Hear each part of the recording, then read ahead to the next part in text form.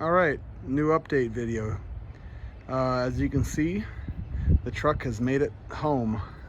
So it's been out at my dad's where I've been working on it, but that's pretty inconvenient. It's about 10 miles from my house, so we trailered it here, so now I can work on it at home. So not a lot has changed on the progress, other than the cab is bolted down, and I did get a front cross member welded in here for something to attach the front to. So you can see there's a piece of tubing right there that I welded into the frame, and from there, this is where the front clip bolts on. So I'm going to come out with a bracket off of this, either bolted on, and then this front can be supported. So I'm going to do that in the next few days. I got the brake booster pulled off, and the steering, I had to modify the firewall a little bit. I'm trying to see if I can get it to line up on here. I think it does actually line up, but it does push the steering column back 1.5 inches or so from where it was stock. I don't know if I want to do that or not. So I'm going to look online tonight and just see about maybe cutting the steering column back and just putting in like some linkage to connect that. So anybody wanting to do this, I know there was someone that had asked a few questions on modifying the front of this. So I cut the frame off. You can see where I cut it. Ideally, you probably would leave another at least inch on there to give yourself a little more to work with. But the way the front comes down,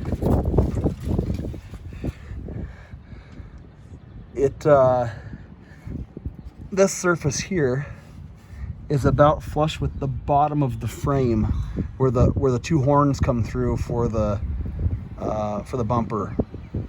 So those would either have to be cut in half and leave just the very bottom portion of the original frame sticking through, or just cut them off like I did.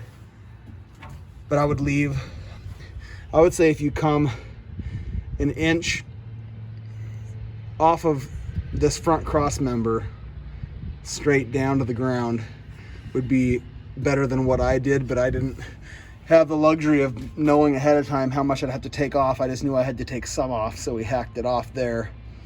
So, but otherwise, pretty good progress. So we're hoping to get I'll figure out what to do in the next couple of days with the steering column.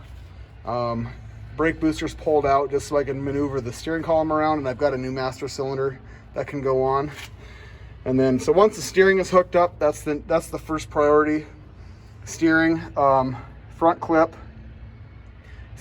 secured, and then we're going to work on brakes. So once the steering's done, we'll go to brakes, put the master cylinder on, we'll get the right brake lines on there to get everything connected, and then come around back over here.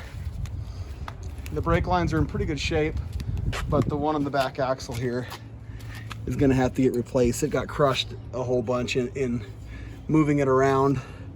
You can see right there, it kind of got crushed on both sides. So we'll put new brake line on the back, and then the new soft line here. Where does that go? Right there. It's supposed to go right there. We'll get a new one of those ordered up, and I've got some new shock mount plates to go on the bottom there. So we'll get those put on here by this weekend, I think. Attach the shocks on there. Yeah, so that's about it. Hopefully we'll actually give it a scrub too, because it's pretty nasty. Let me show you a little spot here where I cleaned it.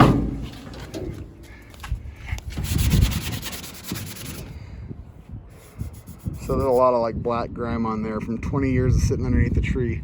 That's got to come off. So we'll clean the windshield and vacuum it out, and I got the step put back on this side.